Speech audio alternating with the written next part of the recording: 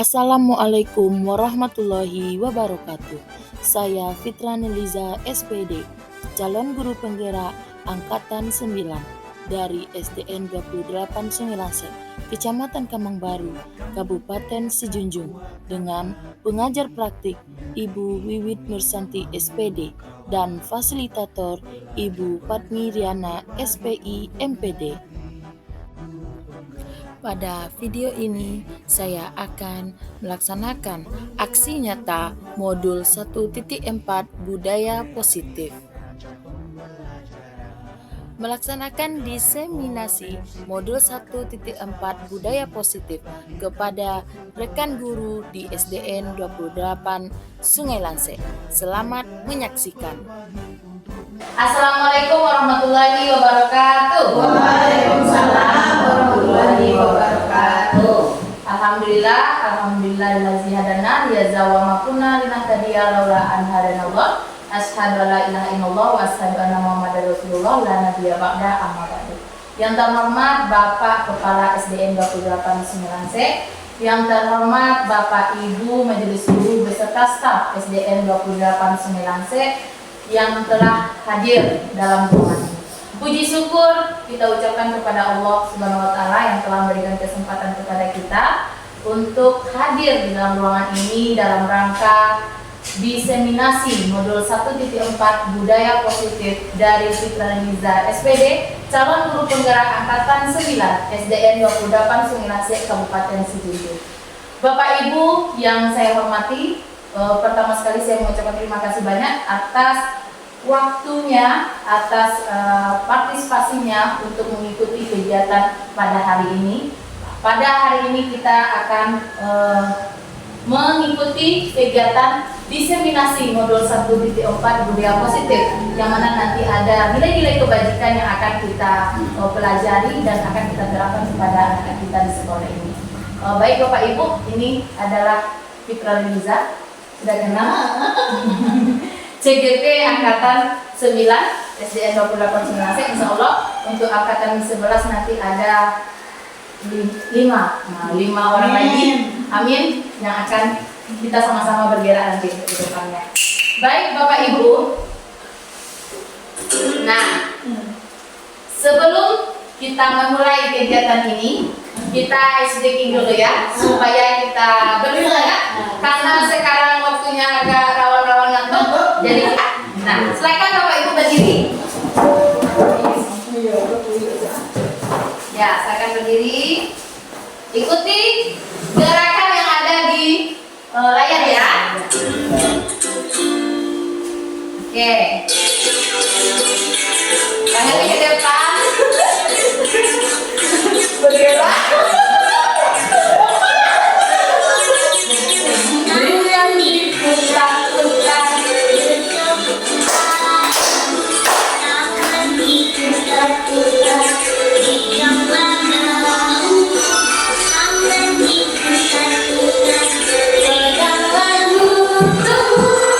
Goyang, goyang, goyang.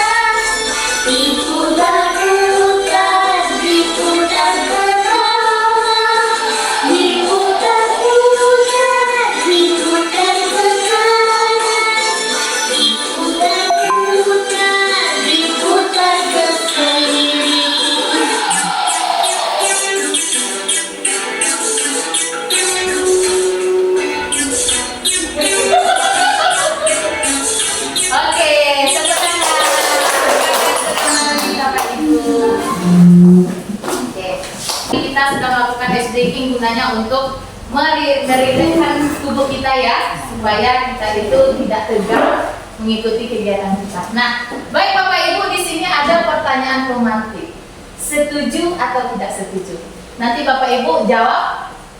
Bapak Ibu setuju dengan pertanyaan ini atau tidak setujunya? Ya. Pertanyaan pertama, hukuman dapat mendisiplinkan anak. Bagaimana menurut Bapak Ibu, setuju apa tidak? Tidak.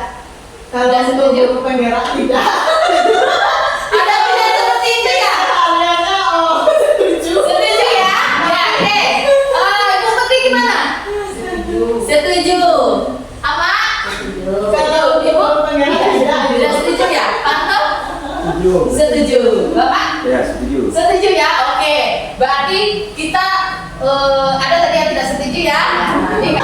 Hukuman dapat mendisiplinkan anak itu setuju. Nah, oke, sekarang mengapa Bapak Ibu setuju? Oke? Ya. Boleh angkat tangan? Mendisiplinkan gitu. Ya. Kenapa hukuman dapat mendisiplinkan anak? Nah, saya ucap Ya, silakan Bu Bas. mungkin dengan adanya hukuman atau sanksi anak itu merasa jerah atau Begitu. merasa apa namanya itu tidak akan mengulangi kesalahan yang sama kembali kalau kita Ya. memberikan hukuman atau memberikan sanksi kepada anak. Ya, baik. Menurut pendapat saya. Oke, tadi ada yang tidak setuju ya? Bagaimana pendapatnya Bu Rini? Hukuman dapat mendisiplinkan anak. Ya. Gimana menurut Bu Rini? Ini Ibu BK nih. Iya, iya. Tapi jawabannya tidak setuju. Iya, kenapa jawaban tidak setuju? Karena memberikan hukuman kepada anak itu kalau di dalam teorinya tidak jangan diberikan hukuman, jangan diberikan hukuman. Diberi dia apa namanya pandangan, bimbingan. Gitu ya. Oke. Semua pendapatnya bagus sekali Bapak Ibu. Ada lagi yang berpendapat? Oke. Nah, kita lanjut nomor 2 ya. Ya. Memberikan hukuman dengan hal positif seperti membaca atau membersihkan halaman sekolah dapat meningkatkan disiplin anak. Bagaimana Bapak Ibu? Setuju atau tidak setuju? Setuju ya. Nah, masih setuju kita ya. Oke. Alasannya masih sama ya? Ya. Apa? Tapi untuk mendisiplinkan tadi. Iya. Ah. Berikan itu. Ujung-ujungnya nanti pasti untuk mendisiplinkan. Untuk Oke. diri anak sendiri kan. Lanjut yang ketiga, memberikan penghargaan dapat meningkatkan motivasi belajar anak. Bagaimana? Setuju. Setuju ya? Setuju. Sangat setuju. Oke, baik Bapak Ibu. Kalau Bapak Ibu menjawab setuju dengan alasannya tadi untuk mendisiplinkan anak. Nah, kalau saya tidak setuju. Iya, Kenapa tidak setuju? Yang pertama, hukuman dapat mendisiplinkan anak. Bapak Ibu, mendisiplinkan anak tidak hanya hukuman. Maksudnya kalau bisa jangan diberi hukuman. Ya.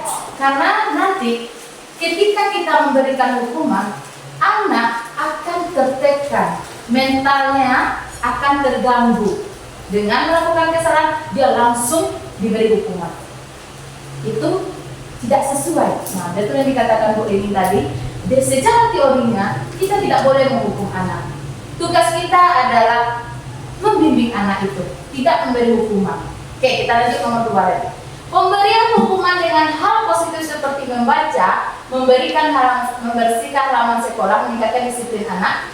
Ini penghargaan ya, pemberian hukuman. Bukan penghargaan, hukuman, balasan dari apa yang dia lakukan. Dia berbuat salah. Kita beri sesuatu kegiatan yang membuat dia tadi apa puas jerah. Tapi kita tidak hukuman yang menyakiti, yang ada dampak timbal baliknya. Hukuman itu kan bukan berupa yang Fisik saja. membuat anak jerah, apa namanya? Yang bukan membuat anak trauma atau Ya. tapi ada yang positif gitu. Ya, ada positifnya. Nah, kita beri hukuman dengan positif membaca. Oke, Bapak Ibu.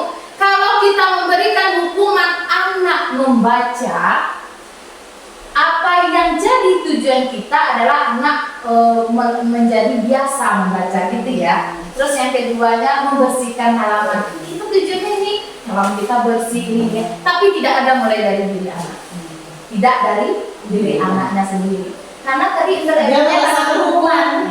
sehingga dalam tanamannya membaca itu dilakukan ketika dia dapat hukuman saja.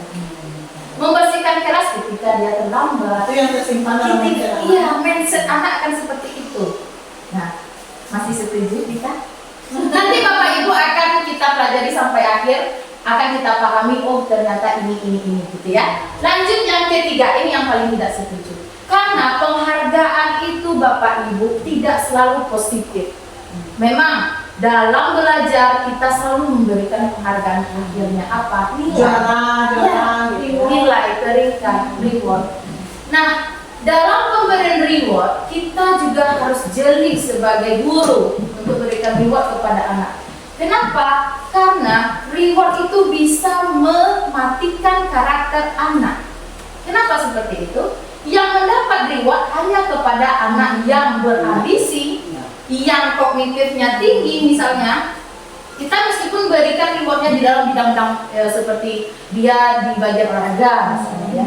Anak kita akan berkembang secara kuadratnya, secara ya kemampuannya masing-masing. Anak kita tuh unik, dia memiliki kemampuan masing-masing. Kalau kita memberikan reward dengan misalnya nanti anak-anak ibu yang cepat selesai menulis ke depan, ibu kasih pena 1. Bagi anak yang berambisi, anak yang mampu, dia akan selesai. Bagaimana dengan kemampuan anak kita yang rendah? Di situ masalahnya, Bapak Ibu. Apakah kita boleh memberikan reward? Boleh, tapi jangan diimbal-imbalkan. Nah, nanti kalau bisa cepat selesai kasih reward ya, jangan seperti itu. Kasih aja rewardnya, jangan diucapkan. Mungkin dengan ya, seakan-akan kita misalnya, oke, Bu Was nanti mau kasih anaknya pena. Tapi jangan ketika dia melakukan benar kasih reward. Tapi di waktu tertentu kasih dia pena. Ibu mau ngasih kamu pena nak? Nanti anak akan bertanya kenapa Bu? Supaya kamu rajin belajar saja, ya. Gunakan pena ini seperti itu Bapak Ibu. Jadi kita memang salah satu untuk meningkatkan motivasi sering sekali saya sendiri kasih reward, memancing. Tapi itu tidak dari dalam anak-anak, cuma hanya mengejar reward yang akan diberikan saja. Untuk kedepannya, misal Bu Ica mengajar di kelas 5, Bu Emi mengajar kelas 1.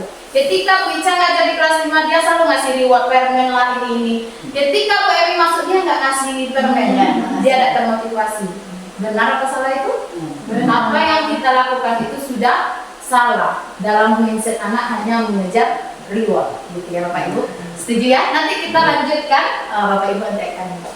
Oke Bapak Ibu, sekarang kita akan mempelajari yang namanya disiplin positif dan nilai-nilai kebajikan universal. Ya. Sekarang ada nih. Cobalah buka. Ya, ini ada ilustrasinya. Satu kepalan. Anda dan teman Anda akan melakukan kegiatan cobalah buka. Anda adalah A. Ya, kita A gitu ya. Tugas Anda adalah mengepal salah satu tangan Anda. Kita kepal tangan. Coba Anda bayangkan bahwa Anda menyimpan sesuatu yang sangat berharga di dalam kepalan tangan Anda. Karena begitu pentingnya untuk kehidupan cara untuk membuka kepalan tangan Anda, teman Anda menggoda, menggelitik, bahkan menawari Anda uang agar tangan Anda Anda perlu menjaga benda tersebut sekuat-kuat Anda. Tugas rekan Anda yang B adalah mencoba dengan segala boleh membujuk, menghardik, mengintimidasi, memarahi Anda bersedia membuka kepalan tangan Anda. Coba secara bergantian, begitu ya. Artinya apa? Kita buka ini. Ada sesuatu yang berharga. Nah, berharga di dalam ini. Ini ada pertanyaannya. Kita lihat. Apakah Anda atau si A atau B membuka kepalan tangan Anda? Mengapa? Apa alasan Anda atau B membuka kepalan tangan Anda? Tahu? Bapak Ibu, apakah Anda atau B membuka kepalan tangan Anda? Mengapa?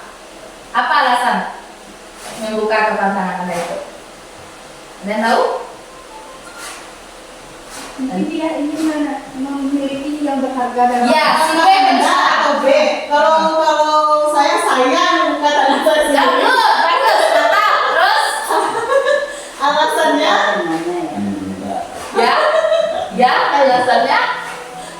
bukan B yang buka ya, A saya sendiri. Iya, artinya ada mau diperintah oleh si B ya. Oke, mulai terasa ya. Lanjut yang B. Apakah Anda atau B menutup kepala Anda? Mengapa alasannya? Begitu sebaliknya tadi ya. Yang pertama kan membuka. Terus, apakah si A atau si B yang mempunyai kekuasaan untuk membukanya? Si A, Menutupnya. Siapa? si A.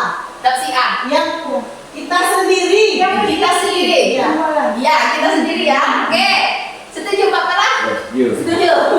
Bu, Ibu Pen. yang kita sendiri yang Kita sendiri ya. Oke. Tidak ada yang lain untuk membukanya. Iya. Konsisten ya. Dalam keperangan tangan Anda, kegiatan ini sungguhnya siapa yang memegang kendali atau kontrol untuk membuka atau menutup kepalan? Siapa yang memegang kontrol sebenarnya? Kita. Kita sendiri. Oke. Yuk, kita lihat ya Bapak Ibu. Nah, baik Bapak Ibu, dari pertanyaan tadi, dari ilustrasi tadi itu, diiringi dengan pertanyaan, kemungkinan jawaban kita terhadap pertanyaan bersedia, pertanyaan pertama dan kedua bervariasi, ya, antara yang membuka dan yang tetap bertahan untuk kepalan tangannya. Pertanyaan ketiga, siapakah yang sesungguhnya memegang kontrol, yang menutup kepalan tangan atau yang berusaha dengan segala cara untuk membuka kepalan tangan? Jawabannya tentu kita sendiri. Yang memegang kontrol atas kepalan tangan kita sendiri, yang memegang kontrol atas kepalan tangan kita, apakah kita membuka atau menutup kepalan kita itu tergantung pada diri kita masing-masing, sehingga sesuai dengan kebutuhan dasar kita. Artinya apa Bapak Ibu? Yang mengarahkan kita, yang memerintahkan kita, yang menggerakkan kita, diri kita. Kitalah memegang kontrol. Jangan sampai orang yang memegang kontrol.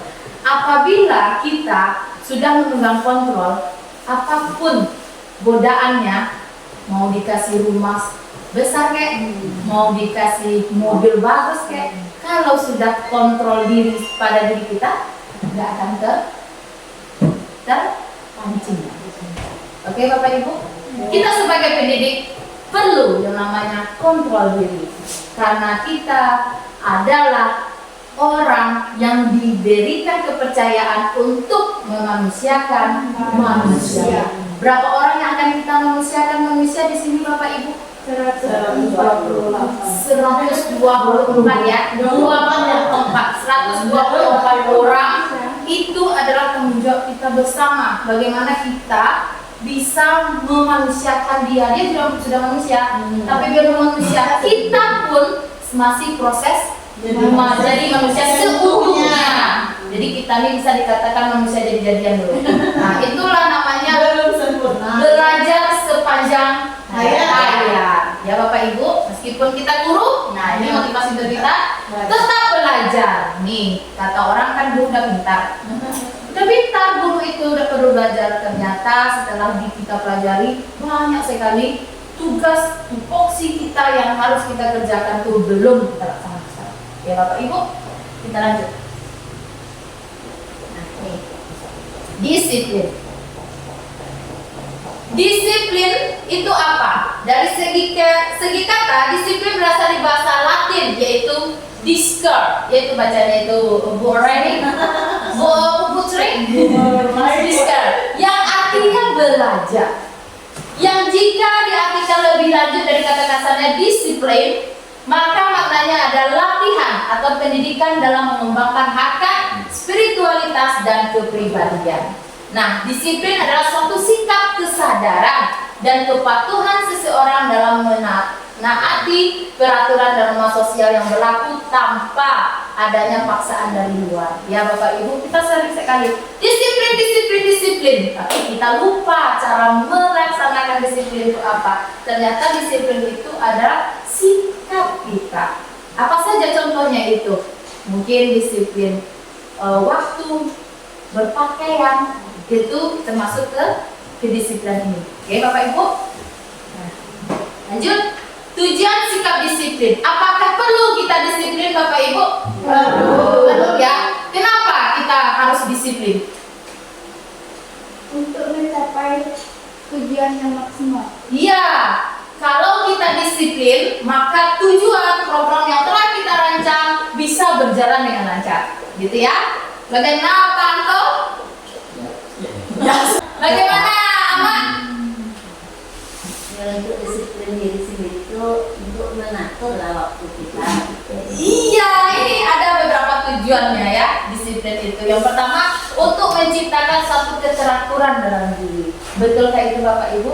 Ya. Betul sekali, karena kedisiplinan itu bisa kita teratur. Contohnya saja sholat. Pembagian waktu sholat saja, 5 waktu, kita sudah diatur.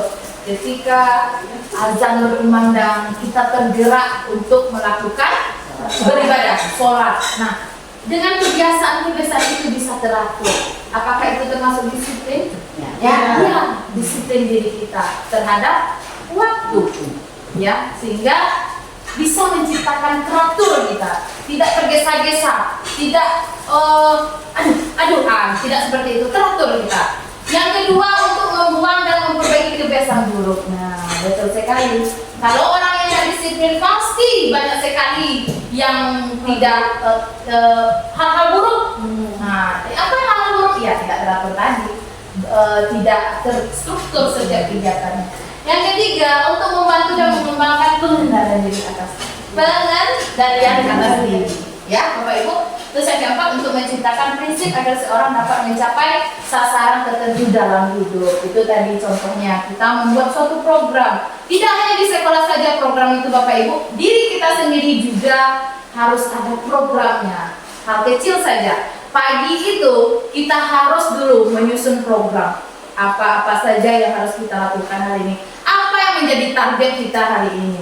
Nah, itu salah satu masuk ke dalam tujuan dari sikap disiplin. Oke, Bapak Ibu, ini adalah disiplin positif, teori kontrol atau teori pilihan Dr. William Glasser. Nah, di sini dia menjelaskan bahwa disiplin positif itu Anda tidak bisa mengontrol orang lain, hanya Anda yang bisa mengontrol Anda. Nah, jadi menurut teori kontrol ini kita yang memegang teguh, seperti kepala tadi ya Bapak Ibu, kita setuju, kita tidak mau diatur oleh orang.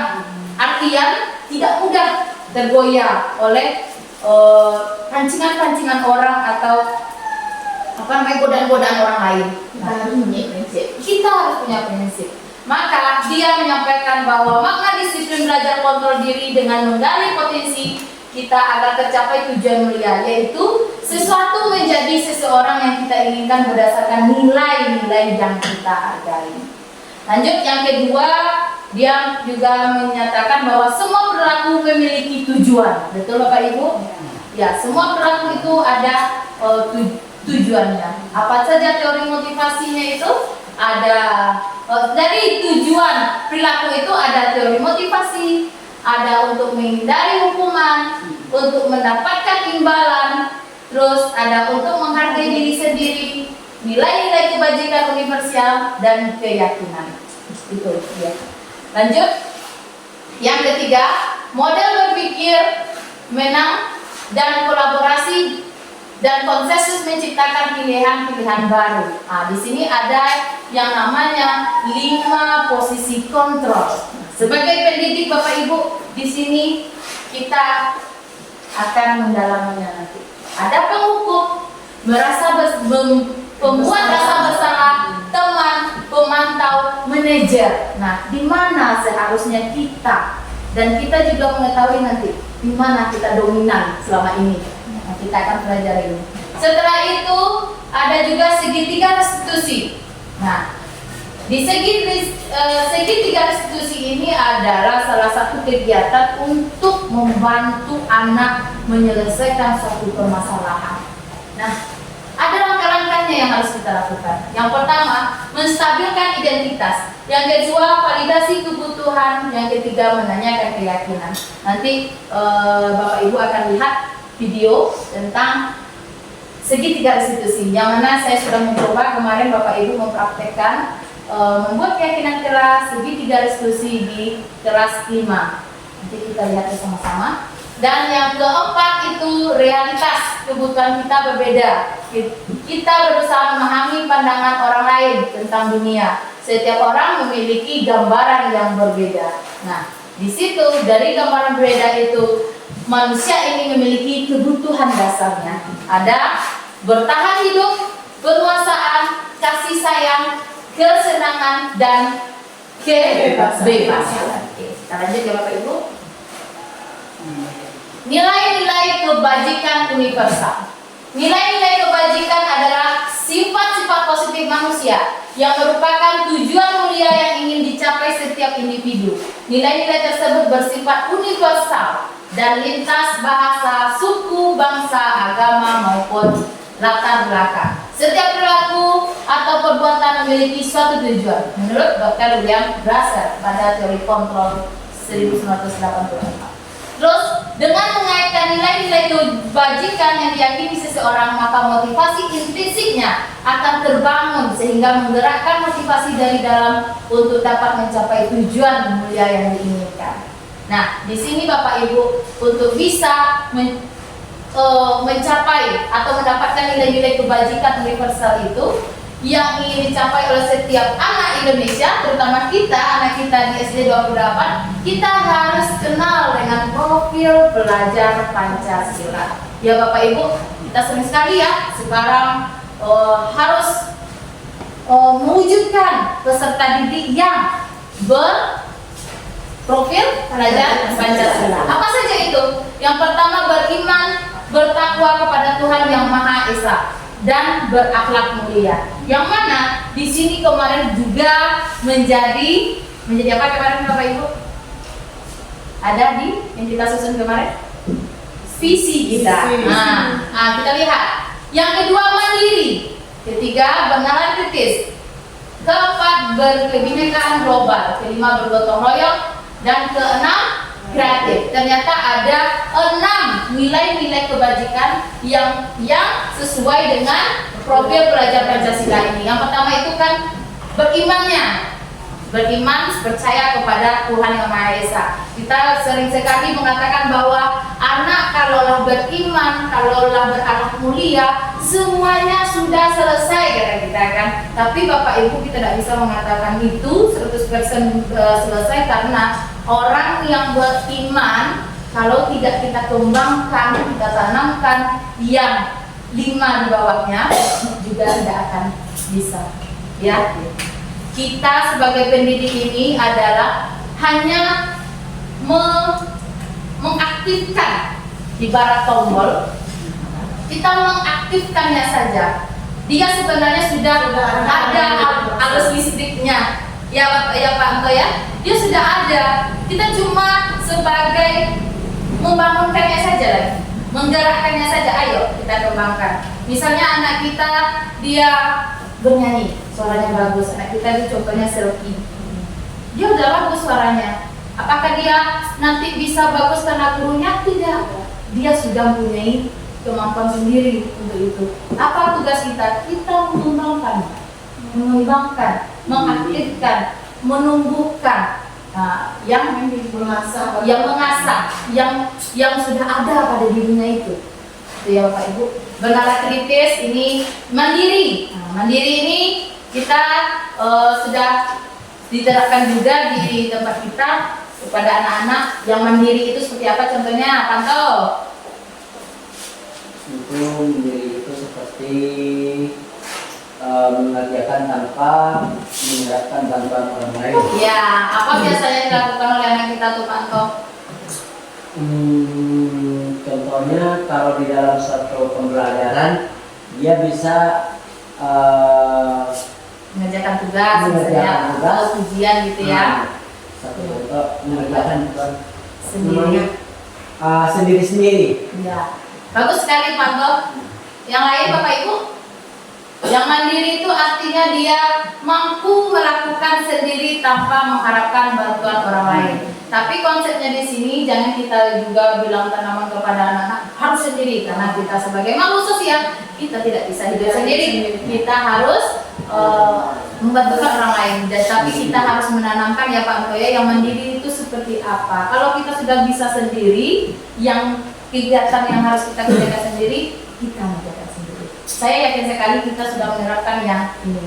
Bernalar kritis, ini termasuk visi kita kemarin Bapak Ibu. Bernalar kritis ini maksudnya adalah anak yang cerdas, yang kreatif dia nanti dalam menyelesaikan suatu permasalahan. Dia berpikir kritis, misalnya ada dikasih suatu praktikum misalnya Pak Anto, nanti kelas 6 itu membuat aliran listrik, ya rangkaian listrik, membuat rangkaian listrik. Bagaimana dia kreatif untuk membuat sebuah produk yang bisa membuat rangkaian arus listrik itu termasuk bernalar kritis dan kreatif di sana. Ya. Terus kebinekaan global ini, kebinekaan global ini sangat dicenang-cenangkan sekali supaya apa? Supaya bisa juga mengatasi yang namanya bully. Kebinekaan berarti keberagaman budaya, perbedaan. Alhamdulillah kita di sini agama tidak berbeda. Suku mungkin suku kecilnya saja. Jadi kita masih dominan di sini. Meskipun dominan, tentunya ada juga yang bedanya. Nah, disinilah kita harus menanamkan kebinekaan global kepada anak. Meskipun kita berbeda-beda, kita tidak boleh saling menyakiti dan bergotong royong gitu juga. Karena suatu kegiatan itu tidak bisa sendiri. Yang bagaimana tadi kita sudah bilang, kita harus bergotong royong. Kenapa harus? Karena dengan bergotong royong, semua pekerjaan hal kecil besar akan selesai dengan baik. Oke, Bapak Ibu. Lanjut nih. Ada lagi pertanyaan? Ya. Sebagai seorang pendidik, saat Anda perlu hadir di suatu pelatihan. Nah, silakan Bapak Ibu baca boleh? Nomor 1. Motivasi apakah yang mendasari tindakan Anda? Apakah Anda hadir karena tidak ingin ditegur oleh pihak panitia atau pengawas Anda dan mendapatkan surat teguran atau menghindari ketidaknyamanan dan hukuman? Gimana? Kita hadir karena gitu. Ya? Paham nomor 1 Bapak Ibu? Nomor 3. Oke, sudah langsung nomor 3 aja Bu Mas ini. Itu kan ada atau-ataunya ke bawah tuh. Jadi saya memilih saya Oh, langsung saja ya ini. Nomor 1 berarti nomor 3. ya kan ada atau saya Tuhan. Jadi kenapa Anda harus hadir? Ya. Tersebut? Kita pahami nomor 1 dulu ya. Yang nomor 2, Anda ingin dilihat dan dipuji oleh lingkungan Anda atau mendapat penghargaan sebagai kepala sekolah berprestasi, gitu ya. Ini nomor 2. Yang ketiga, Anda ingin menjadi pembelajar sepanjang hayat, menjadi orang yang berusaha dan bertanggung jawab serta menghargai diri Anda sendiri sebagai teladan bagi murid-murid Anda, guru-guru Anda, serta lingkungan Anda, karena Anda percaya tindakan Anda sebagai pemimpin pembelajaran akan jadi panutan oleh lingkungan Anda atau menghargai dan menjajikan diri sendiri. Nah, Bapak Ibu, nah dari yang 3 motivasi ini ya, seorang pendidik katanya, manakah motivasi yang paling kuat mendasari tindakan Bapak Ibu, atau adakah suatu proses perubahan motivasi antara 2 motivasi? Nah, menurut Bapak Ibu mana yang menjadi motivasi? Jujur. Jujur ya. Nomor 3. Nah, bukan nomor 3. Kita usaha kita walaupun Ya. kita belum bisa seperti itu. Ya. Tapi Pak Anto? Kita berusaha untuk yang lebih baik. Ya, lebih baik ya. Lebih baik. Masalah pilihan wajah. Ya. Aku pilih nomor 3. Nomor 3 ya. walaupun kita belum seperti itu. Kalau aku bisa yang nomor 3. Iya. Sama Emi? Tapi ingin mencari nomor 3. Bapak kan? Bapak mau hadir sesuatu karena dapat ujian atau bagaimana? Yang jelas itu nomor 3. Nomor 3 ya, ini sama ya. Karena memang Bapak Ibu, kita seorang Ya walaupun pendidik, awak belum bisa Ya. Ya. Tapi ingin berusaha. kita tanamkan bahwa kita mengikuti sesuatu itu, apakah itu pelatihan atau seperti habis seperti ini, adalah untuk memperbaiki. Nah, ya Bapak Ibu, kita pendidik itu memang yang untuk motivasi itu seharusnya nomor 3. Ya, Bapak Ibu, saya setuju juga karena itu tidak ada embel-embel karena dipuji karena apa, itu mulai dari diri. Iya, dari diri sendiri dan berkeinginan dampaknya nanti untuk orang lain. Untuk orang lain. Oke, mantap sekali Bapak Ibu. Lanjut. Nah, menurut Bapak Ibu, dari ketiga jenis motivasi yang disebutkan pada pertanyaan sebelumnya, motivasi mana yang saat ini paling banyak mendasari perilaku murid-murid kita? Sekali yang tidak tadi. Ya. Masih ingat pertanyaannya? Masih ya, yang pertama tadi itu kan dia mau ikut karena Untuk murid kan, untuk murid. ya, mau dipuji. Yang mendominasi kalau menurut saya nomor 1. Ya. Oke, setuju?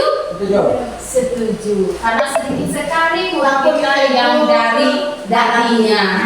Pasti ujung-ujungnya nanti dia mengharapkan pujian dari gurunya, ambil muka bahasa bawahnya.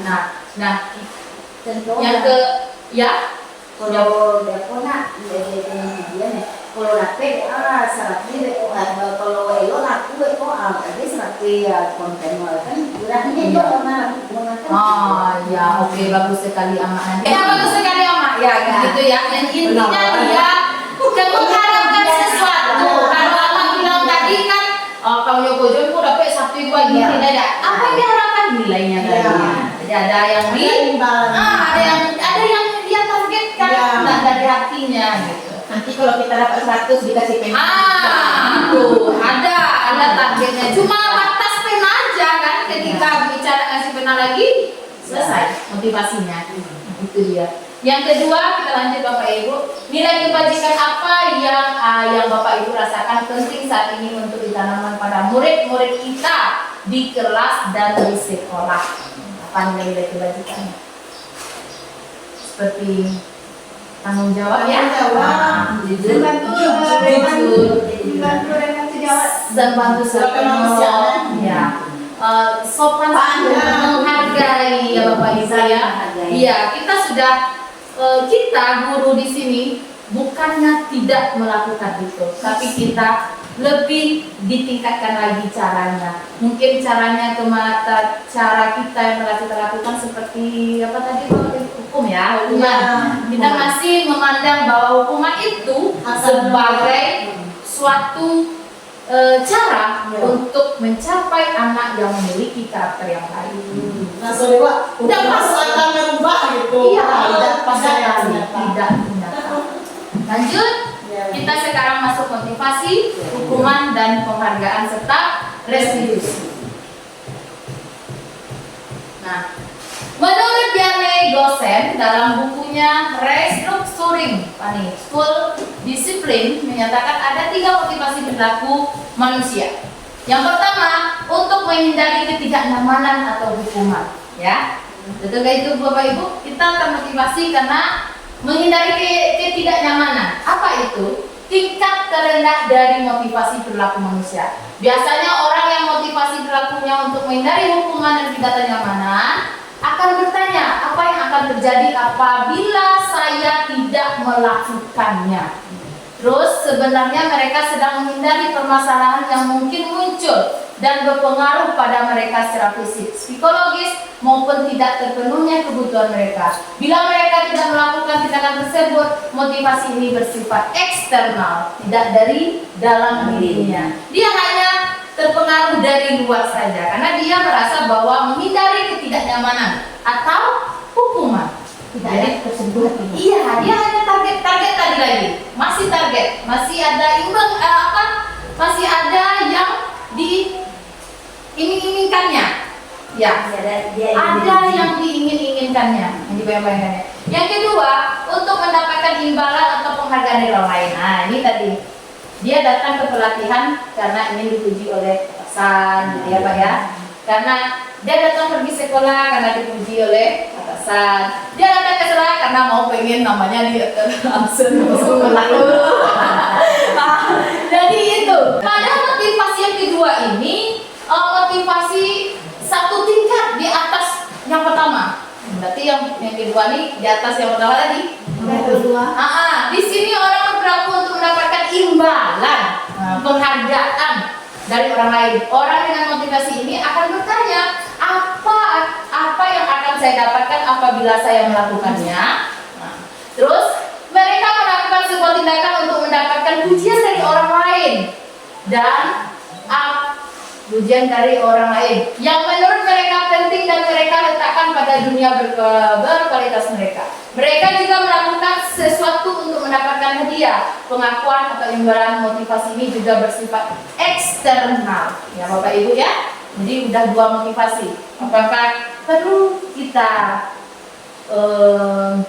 indahkan dua motivasi ini? Jadi orang yang mengharapkan imbalan tidak melakukan secara ikhlas. Ya, dia tidak melakukan secara ikhlas karena dia hanya Dia mengharapkan imbalan. Iya. Saya dapat itu. Iya. Saya dapat pujian itu. Iya. Gitu kan? ya Ibu, betul sekali Ibu. Dia hanya melakukan sesuatu karena si dia. Dia melakukan sesuatu karena ada ini. Seperti itulah. Yang ketiga, kita lihat motivasi yang ketiga, untuk menjadi orang yang mereka inginkan dan menghargai diri sendiri dengan nilai-nilai yang mereka percaya. Nah, apa maksudnya yang ketiga ini? Orang dengan motivasi ini akan bertanya, akan menjadi orang yang seperti apa bila saya melakukannya? Apa yang menjadi seorang apa dia kalau dia melakukannya, ya kan? Terus mereka melakukan itu karena nilai-nilai yang mereka yakini dan hargai. Dan mereka melakukannya karena mereka ingin menjadi orang yang melakukan nilai-nilai yang mereka yakini tersebut. Ini adalah motivasi yang akan membuat seseorang memiliki disiplin positif. Karena motivasi perilaku ini bersifat internal. Setuju Bapak Ibu? Setuju ya, karena yang ketiga ini udah intrinsik, artinya dari dalam. Tidak ada pengaruh dari orang, kayak kepala tangan tadi itu. Tidak ada godaan apa kek ganteng kayak dia. Oke, lanjut Bapak Ibu, ini ada kasus. Ya, Iva kurang menguasai pelajaran matematika, sehingga pada saat pelajaran tersebut berlangsung, dia lebih banyak terdiam diri atau menggambar di buku pelajarannya. Pada saat guru matematikanya Pak Seno menanyakan pertanyaan, Iva menjadi gugup dan tak sengaja menjatuhkan kelasnya dari kursi, serta tiba-tiba menjadi gagap pada saat berupaya menjawab. Seluruh kelas pun tertawa melihat perilaku Iva yang bicara tergagap dan terkejut tersebut. Pak Seno pada saat itu membiarkan teman-teman Iva menertawakan Iva yang tergagap dan malu di luar biasa, dan malahan minta Iva untuk maju ke depan dan berdiri di depan kelas sambil menunjuk hidungnya karena tidak bisa menjawab pertanyaan Pak Seno. Kelas semakin gaduh dan anak-anak pun tertawa melihat Iva di depan kelas memegang ujung hidungnya. Nah, sekarang Bapak Ibu sebelum masuk ke pertanyaan, apakah anak kita pernah seperti ini? Pernah. Pernah ya? Apakah kita guru pernah melakukan yang dilakukan oleh Pak Seno? Tidak. Jujur? Pernah ya? Kita masuk ke pertanyaan. Jawablah dua pertanyaan ini dan beri minimal 2 tanggapan terhadap jawabannya. Oke? Yang pertama, apakah Bapak Ibu setuju dengan tindakan Pak Seno terhadap Iva? Tidak. Mengapa? Mendiskriminasi anak. Mendiskriminasi anak. Apa akibatnya kalau Mencat anak. Bisa menjatuhkan mental anak. Ya, bagus. Bisa menjatuhkan anak-anak down. Dan juga jatuhnya kemana ini Bapak Ibu? Tindakan Dia malas untuk bully. Nah, itu ketika guru seperti itu akan memancing anak kita melakukan bullying. Nah, bahwa menertawakan itu kan bullying, gitu ya Bapak Ibu. Jadi kita tidak setuju ya. Meskipun kita sudah melakukan itu ya Bapak Ibu, ternyata itu tidak benar. Kita tahu itu tidak benar, tapi Sering juga dilakukan. karena situasi dan kondisi yang tidak bisa dibendung lagi, emosi naik down langsung. Kedua, menurut Bapak Ibu, tindakan Pak Seno terhadap Iva adalah sebuah hukuman atau konsekuensi. Mengapa? Itu penghukuman dari ke anak karena penyebabnya gara-gara Guru. Tindakan guru tadi ya. Nah. Nah, oke. Yang lain Bapak Ibu? segala sesuatu yang dilakukan pasti ada konsekuensinya. Ada konsekuensinya. Oke, nanti kita masuk ke mendalami apa itu hukuman dan apa itu konsekuensinya Bapak Ibu ya. Jadi jawabannya adalah hukuman. Oke Bapak Ibu, kita lanjut. Media. Hukuman, kita lihat dulu.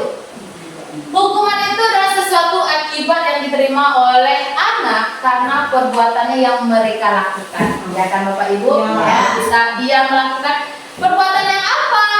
Perbuatan yang kalau kita salah, Iya.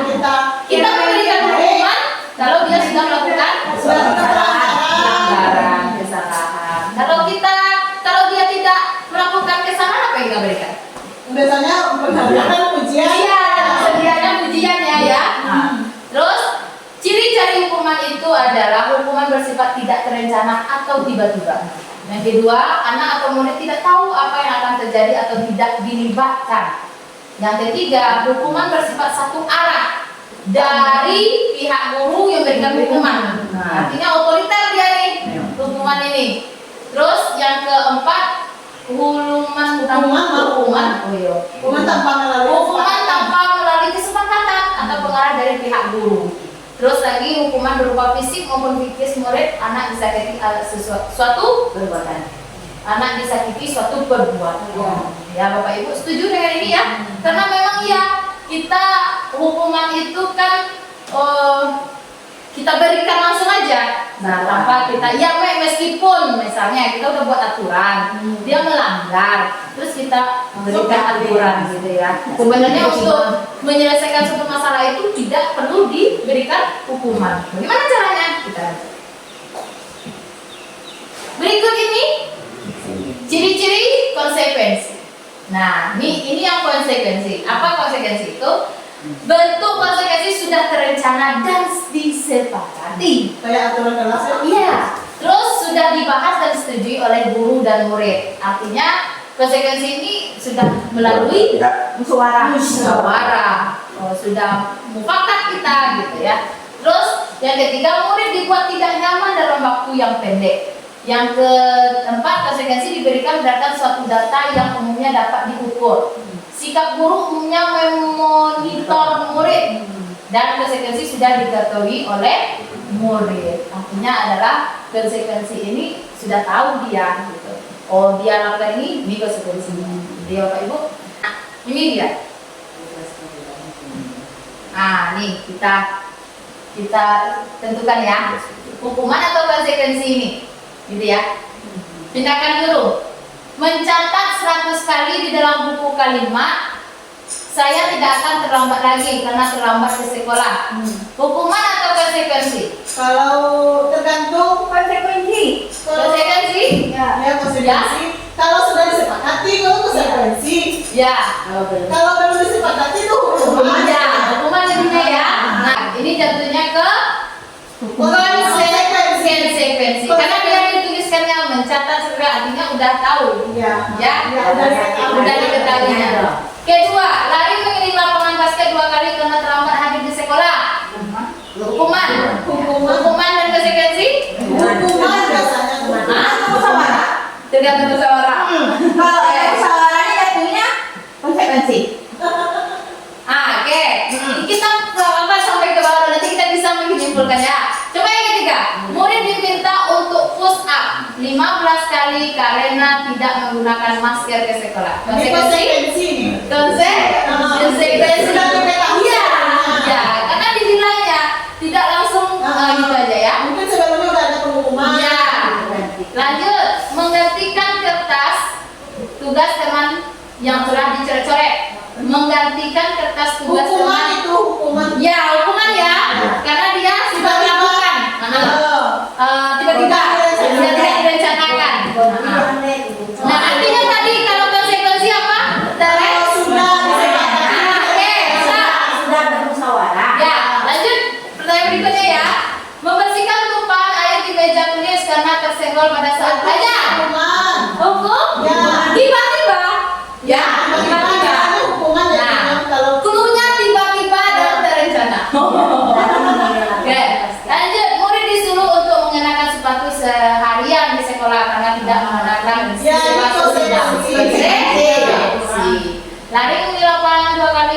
terlambat 10 menit Ini untuk konsekuensi. konsekuensi juga. Main. Oke? Setuju? Setuju. Setuju. Ya Bapak Ibu. Nah, nih hukuman dan penghargaan. Saat kita berulang kali menjanjikan hadiah kepada anak agar berlaku bertanggung jawab, atau kepada seorang murid agar mempelajari sesuatu yang baru, atau kepada seorang karyawan yang agar melakukan pekerjaan yang berkualitas, kita sedang berasumsi mereka tidak dapat melakukannya atau mereka tidak akan memilih untuk melakukannya. Menurut Alfie Kohn, ya, itu hukuman katanya. Saat kita berulang kali menjanjikan hadiah, dihukum oleh penghargaan. Jadi itu makanya penghargaan tadi atau reward kita harus hati-hati, karena tidak semua reward itu bisa memotivasi anak, tapi bisa menjadi hukuman bagi hukuman bagi mereka. Oke, Bapak Ibu, nih perbedaannya. Oke, Bapak Ibu, kita kembali ke sini. Ya. Ini kita lihat sini hukuman itu sesuatu yang menyakitkan harus terjadi, gitu ya. Sedangkan konsekuensi sesuatu harus terjadi. Yang kedua, membuat anak sakit fisik maupun hati untuk jangka waktu lama. Kalau hukuman Yang konsekuensi membuat anak merasa tidak nyaman dalam jangka waktu pendek jangka waktunya, tidak dendam di hatinya gitu. Terus hukuman anak membenci kedisiplinan. Kalau konsekuensi anak menghargai kedisiplinan. Kalau hukuman itu dia bersifat paksaan, harus gitu ya. Kalau konsekuensi stimulus tanggapan. Muncul bagaimana tanggapan murid kita? Seperti itu.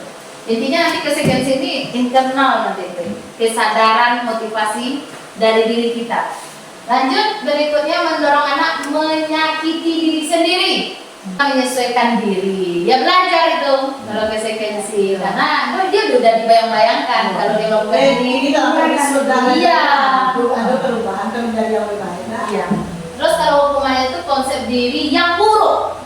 Ya buruk Bapak Ibu, kita setuju ya hukuman itu buruk ya. Ya. Besok kita kasih hukuman aja. besok isi lagi.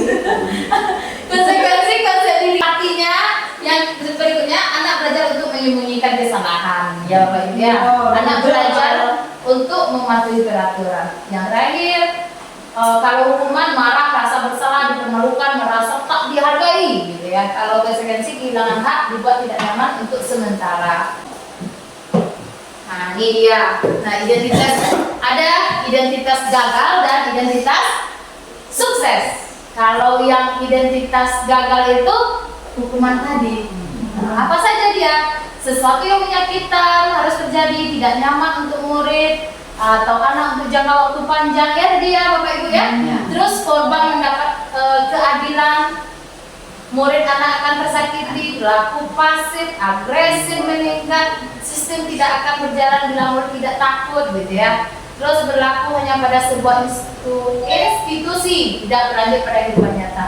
Peraturannya adalah titik-titik, kamu harus. Nah, itu hukuman. Kata kuncinya hukuman itu harus. Kalau tidak, wah nih. Lanjut, murid membenci peraturan. Iya, karena dia merasa tersakiti sehingga dia bencinya dengan aturan itu. Ada taraf atau tingkatan nilainya di situ. Ternyata itu adalah negatif yang hukuman itu ya Bapak Ibu ya. Ini PR sekali untuk kita Bapak Ibu.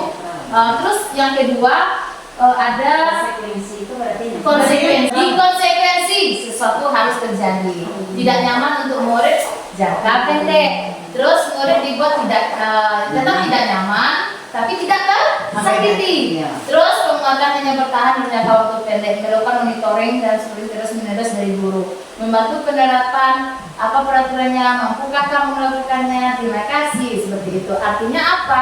Di konsekuensi ini agak di atas negatif tadi ya, di atas negatif ada prosesnya di situ, tidak langsung muncul. Nah, langsung ada prosesnya dulu. Nah, kita sebenarnya sudah melakukan konsekuensi juga ya, cuma lebih dominan.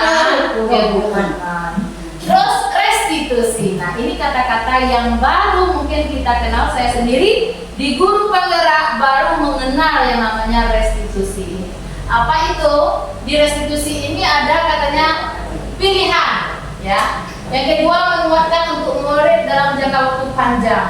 korban mendapatkan ganti. Terus murid anak mendapatkan penguatan, masalah terpecahkan, murid belajar bertanggung jawab untuk berperilakunya, fokus pada pemecahan masalah dalam jangka waktu panjang.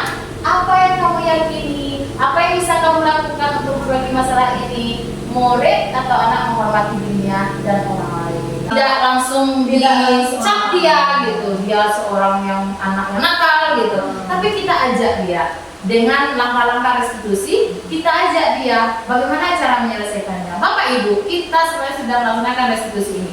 Saya pastikan kita sudah melakukan ini, tapi kita tidak konsisten. Kita butuh proses ya Bapak Ibu ya. Terus nih, nah kita lihat restitusi. Yang kita idam-idamkan itu apa sih restitusi? Restitusi itu adalah proses menciptakan kondisi bagi murid untuk memperbaiki kesalahan mereka. Nah, sehingga mereka bisa kembali pada kelompok mereka dengan karakter yang lebih kuat. Restitusi juga merupakan proses kolaboratif yang mengajarkan murid untuk mencari solusi untuk permasalahan mereka. Artinya apa Bapak Ibu? Di sini ada pelakunya. Ada dua pelakunya di sana. Ada gurunya dan muridnya. Ketika muridnya melakukan kesalahan, guru tidak harus langsung dihukum anaknya, ini anak enggak. Kita proses restitusi, ya. Berkolaborasi kita sama dia, kita ajak dia berbicara. Bagaimana ini nak? Kenapa nak? Apa nak? Kita munculkan dari dia dulu apa salahnya. Kak, udah tahu dia salahnya. Bagaimana dia caranya lagi menyelesaikan? Jadi dia membuat masalah, dia juga yang mencari masalah. Kita cuma sebagai fasilitator saja, memfasilitasi dia untuk berpikir. Nah, itu ya Bapak Ibu. Ciri-ciri restitusi. Bukan untuk menembus kesalahan, namun untuk mencari penyelesaian masalah. Yang kedua, memperbaiki hubungan. Nah, yang ketiga, tawaran, bukan paksaan. Kita memberikan tawaran. Terus lagi, restitusi juga menuntun untuk melihat ke dalam diri. Nah, beda ya namanya Bapak Ibu, menuntun dengan menuntut. Kalau menuntun itu kita membimbing. Nah, kalau menuntut harus ini, gitu kan? Kalau menuntun itu kita membimbing dia sesuai dengan kodratnya. Terus yang kelima, restitusi mencari kebutuhan dasar yang mendasari tindakannya. Apa tadi kebutuhan dasarnya? Ada 5 ya Bu, langsung seperti ini. Tuh. Keenam, restitusi diri adalah cara yang paling baik. Restitusi fokus pada karakter, bukan tindakan. Ya Bapak Ibu, karakter internal, motivasi internal yang dijadikan sebagai puncak pencapaian restitusi. Terus lagi yang ke-8, restitusi fokus pada solusi, bukan kesalahan anak itu, tapi solusinya bagaimana. Lanjut, restitusi mengembalikan murid berbuat salah pada kelompoknya, mengembalikan murid yang berbuat salah pada kelompoknya. Artinya dia diterima lagi oleh teman-temannya. Itu ya Bapak Ibu ya. Nah, keyakinan kelas katanya. Dasarnya memang dari aturan juga keyakinan kelas itu. Nah, kita lihat apa itu keyakinan kelas. Keyakinan kelas itu menjadi dasar di peraturan kelas, ya kan? Yang dibuat dengan kesepakatan bersama antara guru mata pelajaran maupun guru kelas dengan siswa di kelas. Keyakinan kelas dibuat berdasarkan kesepakatan bersama dengan menanamkan nilai-nilai positif pada murid. Maka pelanggaran atas kesepakatan kelas akan tetap memberikan konsekuensi yang juga disepakati bersama. Artinya menonjolkan nilai-nilai kebajikan. Gitu. Ya, Bapak Ibu. Oke. Nah, sekarang ini adalah diagram ya. Bulat, ada warna ungu, warna ini segala macam. Nah, di sini ini lingkaran tingkatan di sekolah kita. Peraturan kelas. Adanya peraturan kelas, kita buat kesepakatan bersama anak sehingga melahirkan sebuah keyakinan kelas yang bersifat positif. Nah, nanti ketika di dalam kelas keyakinan kelas sudah bagus, nah, nanti akan terciptalah lingkungan yang positif. Nah, setelah lingkungan yang positif, baru berbudaya positif, baru membudaya Mas ya. Ya baru masyarakat dia ya. Artinya Bapak Ibu, budaya lingkungan positif tadi ini sekolah kita ini. Ini sekolah kita. Nah, ini adalah ruang besarnya. Maka sekolah kita ini sudah membudaya yang namanya budaya positif itu. Sudah ibaratnya sudah menerapkan budaya positif. Apa saja budaya positif? Banyak sekali sudah positif itu Bapak Ibu ya. Intinya adalah dengan menerapkan, mempraktekkan nilai-nilai kebajikan. Apa saja itu? Jujur tadi salah satunya, sopan. Nah dari sini yang menghormati orang lain, sebelum hadir di sekolah ya, disiplin juga dia ini ya, dan tentunya berkomitmen menghormati orang lain, dilarang melakukan kekerasan, keselamatan, menghormati orang lain, dilarang menggunakan narkoba, kesehatan, keselamatan juga, ya bisa gitu ya. Yang penting nilai positifnya, bergantian atau menunggu giliran, menghormati orang lain, bersabar, gunakan masker, kesehatan dan keselamatan. Jangan berlari di kelas atau koridor, keselamatan dan keamanan. Oke, Bapak Ibu mau menonton? Boleh. Assalamualaikum warahmatullahi wabarakatuh. Selama 1 tahun ke depan, kita perlu menggunakan keyakinan keras. Apa itu keyakinan keras?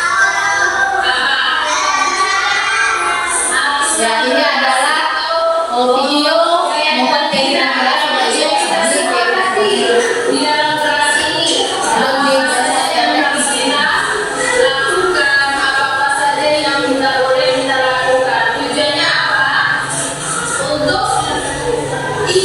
Untuk kelas kita ini aman, tenang, damai, tertib, dan tidak sampai bersih. Dengan badan kita bisa menjadi lancar. Ya. Oke, sekarang anak-anak ibu nanti akan ibu suruh membuat keyakinan kerasnya atau aturan ya. Silahkan kita kelas 5 semuanya keluarkan pendapatnya, keluarkan idenya, apa saja menurut kamu yang bisa membuat kelas kita ini tenang, damai, terus nyaman, ya bersih, sehingga kegiatan kita lancar, ya. Paham? Nah, ibu bagi ini memperhatikan penampilannya. Oke, jangan macam-macam ya. Tidak terlambat ya. Seperti ini adalah pelajaran. Ini dikerjakan Bapak Ibu selama 1 jam kemarin. Ya.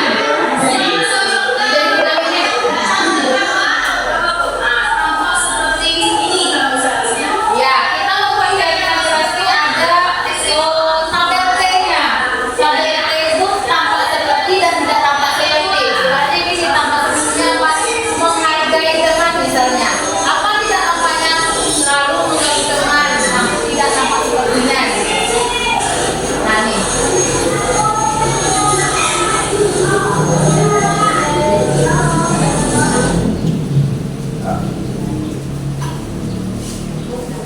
Lanjut. Ini ada kebutuhan dasar manusia ya Bapak Ibu.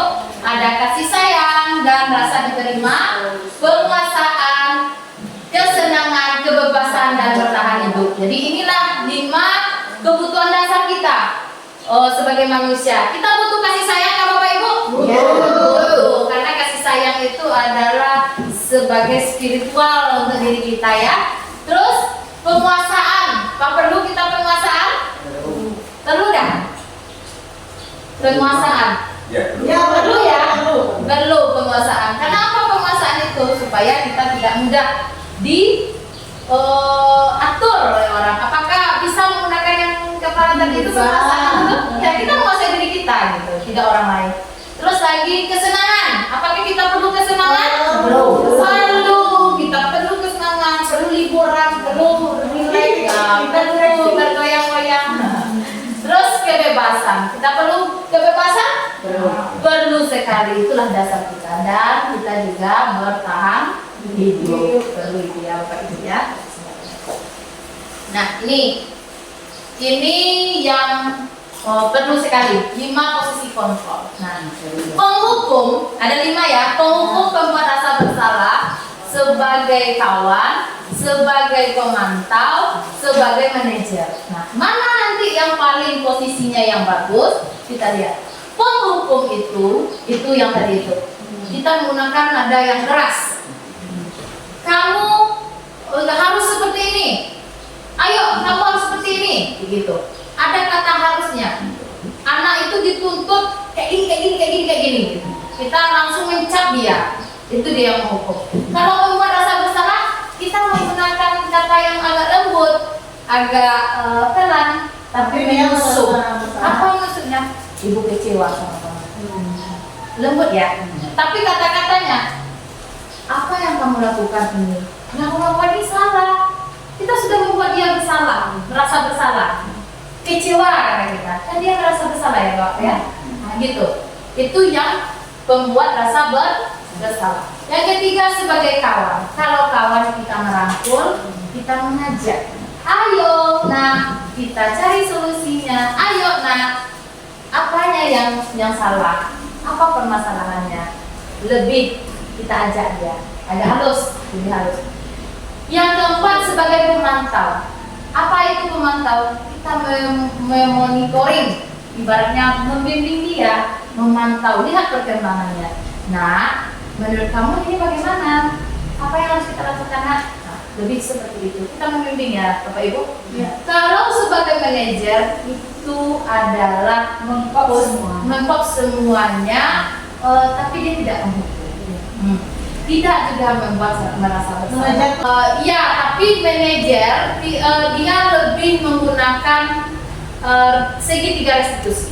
Dia sangat menanyakan keyakinan anak. Kalau manajer, dia menanyakan kesalahan anak, dia tanyakan keyakinan anak bagaimana yang harus dilakukan. Dia tanyakan bagaimana cara untuk menyelesaikannya. Kita lebih halus lagi pendekatannya sama anak. Yang memang kita guru itu dituntut sebagai pemantau dan sebagai manajer. Ada juga sebagai kawan katanya. Ini banyak sekali pendapat Bapak Ibu. Kalau kawan itu nanti kan anak tidak menghargai kita lagi, tidak segan gitu ya. Itu sebenarnya tergantung kita. Kita itu kan ada cara. Kita mau membuat anak itu takut atau menghargai. Nah, kalau kita membuat anak takut sama kita, Bapak Ibu, itu hanya di depan. Yakinlah, karena dia hanya takut. Tapi kalau menghargai ya dia segan. Apapun dimanapun dia akan segan. Gitu.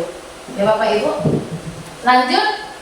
Sebagai manajer tadi ya, kalau sebagai pemantau itu ya pemantau, tapi dia belum sempurna sebagai manajer. Kalau manajer itu dia udah mengkop semuanya gitu ya. Tapi dalam manajer itu tidak ada mungkin lagi, tidak ada membuat merasa bersalah lagi. Lebih memposisikan anak, lebih mengarahkan anak dan lebih menghargai anak. Kalau kita manajer ya Bapak Ibu. Lanjut. Ini, nah kita lihat. Ini ada yang kecil dikit. Pernyataan. Ya pernyataan dari pertanyaan tuh. Saya kecewa dengan kamu. Nah, siapa yang mengatakan? Guru yang sebagai apa tadi posisinya? Oh, sebagai Yang bersalah. Ya, saya kecewa. Nah, jadi kita membuat si anak merasa bersalah. Nah, posisi kita apa di situ? Pembuat rasa bersalah. Terus kamu tidak pernah benar melakukan ini. Ah, ini apa nih? Mencap dia, apa? Hukuman. Ya kita sudah memberi dia hukuman itu langsung saja gitu ya. Terus ayolah lakukan demi mendapatkan stiker bintang hari ini, gitu ya.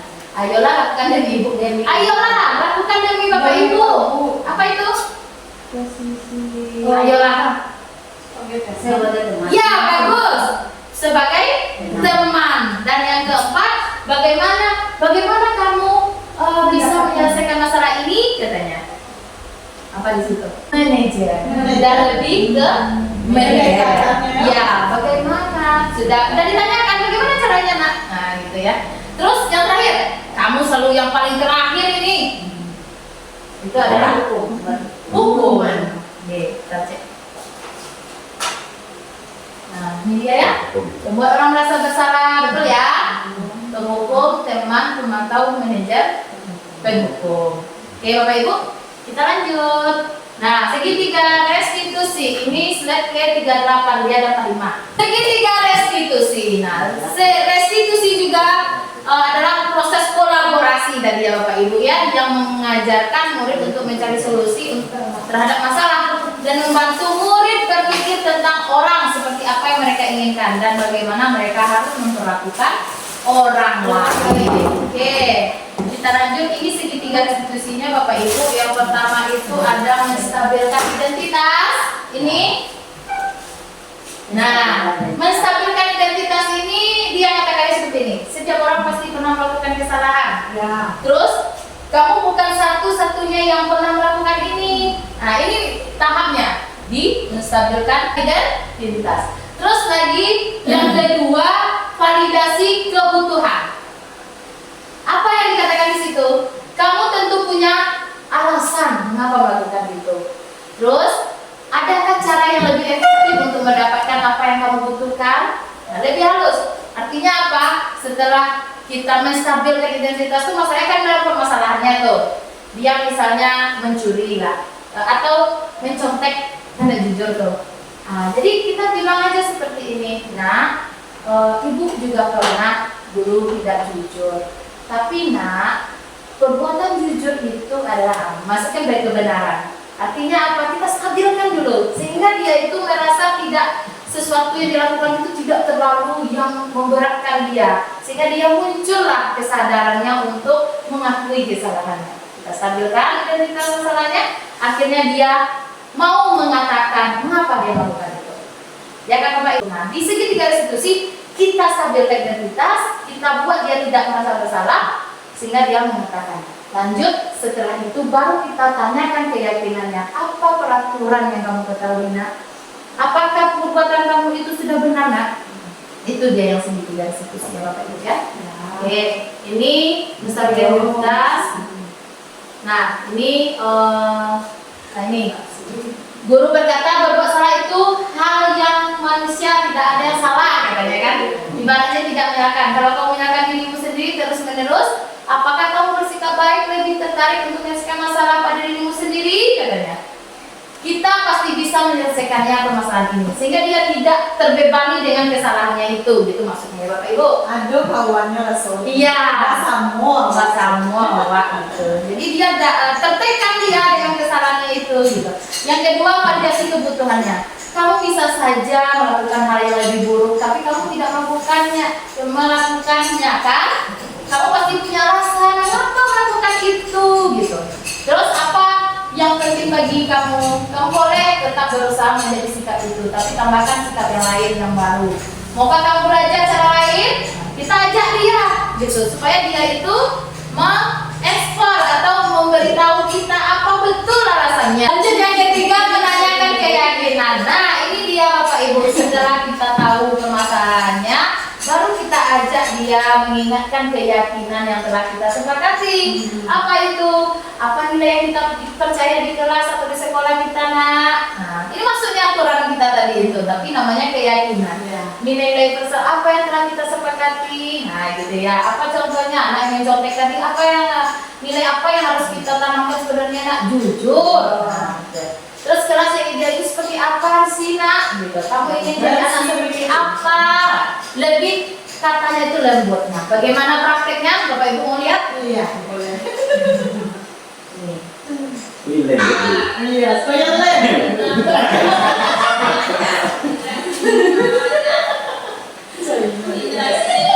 Nah, ini adalah proses belajar yang mana di sini diangkat permasalahannya adalah ketika pembelajaran anak makan-makan saat belajar itu Bapak Ibu. Jadi meskipun hal itu sepele, kita harus mengatasinya dengan menggunakan segitiga restitusi. Nah, ini dia. Bagus sekali dia. Gitu. Coba lihat kalau di sebelahnya tidak tahu dari.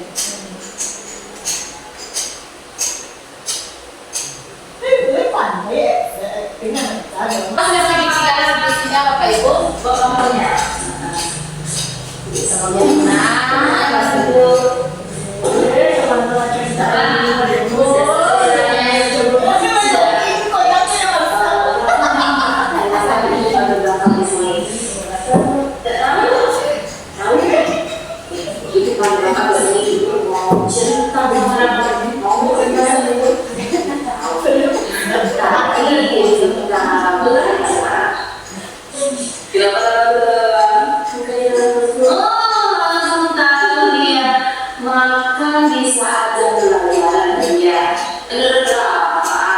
Makan saja pelajaran itu sudah benar apa belum? Kalau tadi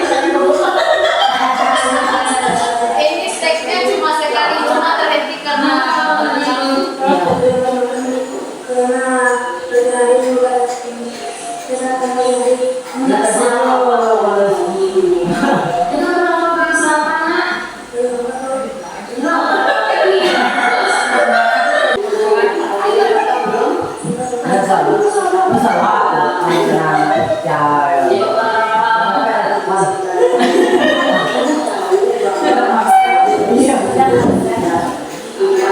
nah ini menstabilkan identitas.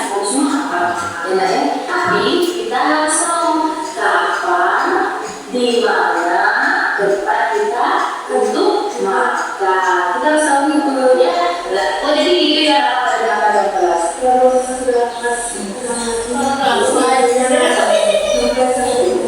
Mencurah Pak? belajar tadi kan udah yang sesuai kamera.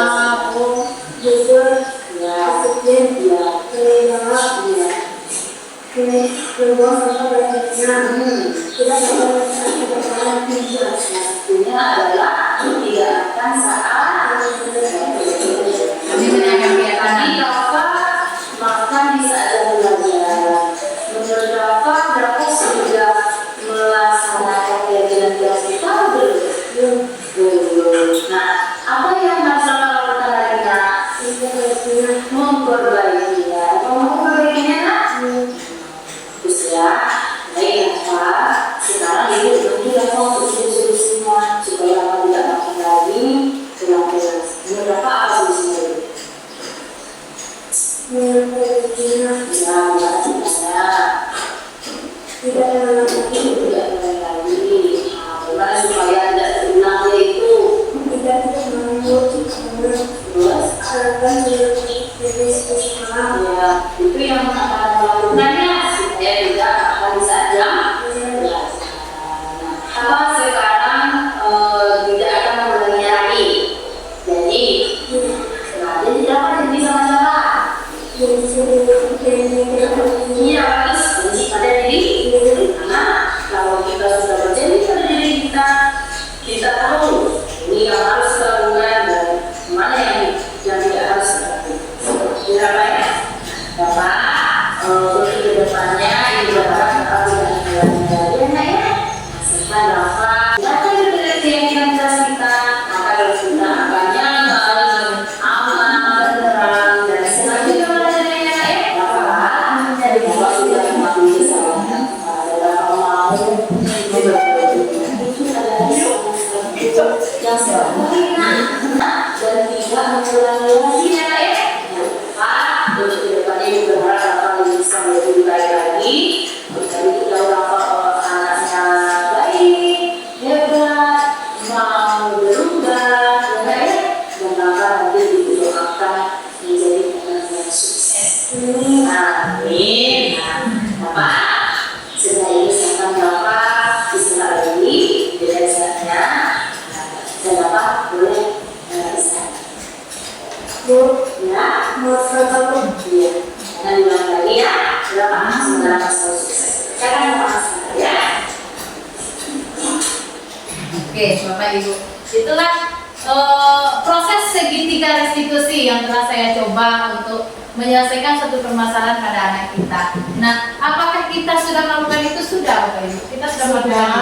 Cuma maksimal. Iya, belum maksimal dan mungkin kata-kata yang kita gunakan lebih membuat anak merasa bersalah dan jatuh-jatuhnya nanti penghukum. Jadi sebenarnya dia tidak penghukum, tapi kita lebih meyakinkan dirinya bahwa perbuatan itu salah dan tidak ada dibuat lagi. Tujuannya sama. Tujuannya sama, tapi lebih halus saja Bapak Ibu. Segitiga restitusi. Lebih diperbaiki aja kata-kata. Iya, semoga Bapak Ibu dengan adanya keyakinan kelas yang kita buat setiap kelas bisa menciptakan yang lingkungan yang apa tadi Bapak Ibu? Lingkungan yang positif dan sekolah kita ini bisa mempraktekkan dan menerapkan selalu mengindahkan yang namanya budaya positif. Karena Bapak Ibu, ketika lingkungan kita ini sudah mengindahkan yang budaya positif itu, insya Allah semuanya apapun itu, baik itu tujuan kita, proses kita, program yang kita rencanakan bisa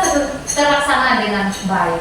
Tentunya Bapak Ibu kita mulai pada diri kita, dan kita sebagai guru adalah orang yang pertama sekali untuk bisa memberikan contoh kepada anak-anak. Ini untuk kita semua bahwa kedisiplinan itu penting, nak. Tapi kalau tidak kita mulai pada diri kita, anak tidak akan percaya itu. Sekali kita berkata tidak, kita buktikan Bapak Ibu, anak akan meremehkan kita. Secara tidak langsung dia akan tidak percaya lagi. Aku tuh ibu tuh gitu ya. Jadi marilah kita sama-sama Bapak Ibu, warga SDN 28 Sengelase, kita bertekad untuk bisa menciptakan lingkungan yang positif, lingkungan yang indah, yang damai, yang tentram.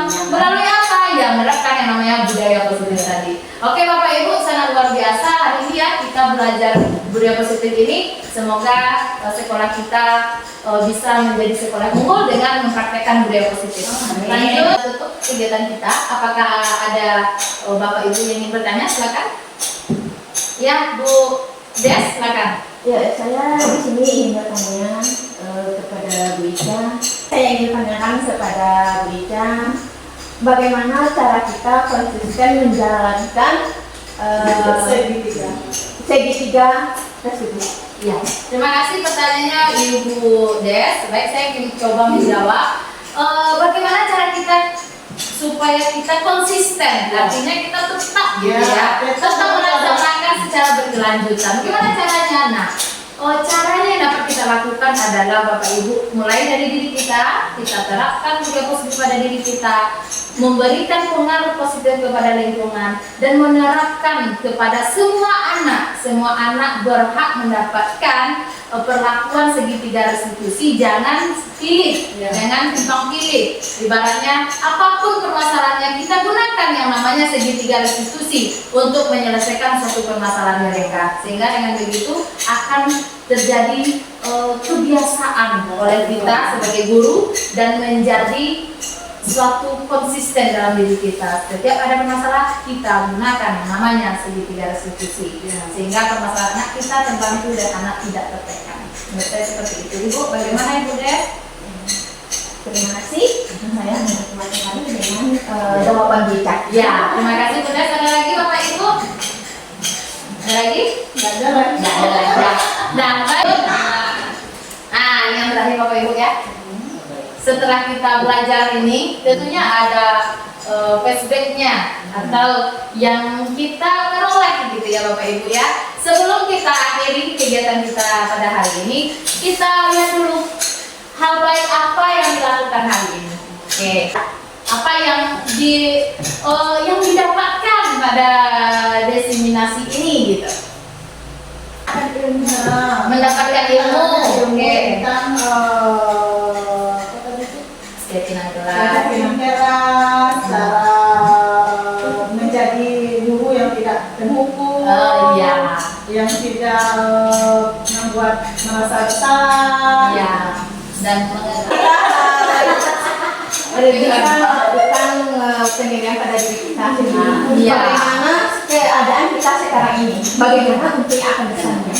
dengan adanya kegiatan ini kita bisa merefleksikan diri kita. Sejauh mana sih kita seorang pendidik menjalankan tugasnya untuk mendidik dan mengajar anak didiknya. Sejauh mana? Kita di posisi kontrol mana gitu ya Bapak Ibu ya. Jadi sangat bermanfaat ya Bapak Ibu ya. Oke, alhamdulillah sangat bermanfaat. Kita lanjut yang kedua. Hal yang perlu ditingkatkan ke depannya bagaimana? Hal yang perlu ditingkatkan ke depannya. Apa yang harus kita tingkatkan? Usahakan kita sebagai pendidik di posisi kontrol. Ya, bagus. Nah, ke depannya kita menjadi pendidik yang di posisi manajer. Nah, yang merangkul anak, yang membuat anak itu tidak tertekan gitu ya. Ya, apalagi Bapak Ibu yang harus kita tingkatkan lagi ke depannya. Memperbaiki bahasa. Menghaluskan bahasa. Ya, menggunakan kata-kata yang positif Ya. kepada anak. Mari kita biasakan lagi, jangan menggunakan kata-kata negatif yang bisa mematikan karakter anak. Intinya dari ke semua apa tadi yang manajer aku itu apa namanya? Posisi Posisi kontrol dari yang kelima itu intinya mungkin kalau menurut saya lebih dekat lagi dengan peserta didik. Lebih apa namanya? Bukan dekat sih, lebih kayak berteman, merangkul. Nah, ya. Bukan seperti guru, kita guru nih ya, Iya. ada pas antara murid dan Iya. guru. Dibandingkan ada dong Nah, Ya, dan dong saya bagus sekali Bu Was, Bu Bendahara sudah menyampaikan kita jangan ada jarak dengan ya itu untuk manajer itulah kita itu tidak sebagai guru yang menurutnya ada sesuatu yang ditakutkan, tapi kita adalah bisa jadi teman bagi dia, orang tua bagi dia gitu. Bagaimana caranya? Ya perlakuan kita tadi dengan menggunakan segitiga restitusi untuk menyelesaikan permasalahan. Dan yang ketiga, Bapak Ibu, hal yang dipelajari hari ini tadi, hal jelas, ya keyakinan jelas, posisi kontrol, posisi kontrol, segitiga restitusi, ya, oke, budaya. budaya. Ya. Nah, kita hari ini sudah mempelajari yang namanya budaya positif dengan melalui kita lakukan dan menerapkan yang keyakinan jelas, menggunakan segitiga restitusi dalam menyelesaikan permasalahan. Ya baik Bapak Ibu, alhamdulillah hari ini kita sudah melaksanakan suatu kegiatan yang dilakukan oleh saya sendiri, yaitu diseminasi tentang modul 1.4 yaitu budaya positif. Semoga apa yang kita pelajari dan yang saya sampaikan hari ini bisa kita terapkan dan bisa kita indahkan, kita praktekkan di lingkungan kita. Dan Bapak Ibu atas perhatian, apresiasi dan waktunya terhadap kegiatan ini, saya mengucapkan terima kasih banyak dan mohon maaf atas penyampaiannya yang tidak berkenan. Ada kata-kata yang salah, mohon maaf. Baik Bapak Ibu, saya sudahi pertemuan kita ini dengan membacakan hamdalah. Dan saya tutup dengan wabillahi taufiq wal hidayah. Wassalamualaikum warahmatullahi wabarakatuh. Waalaikumsalam warahmatullahi wabarakatuh.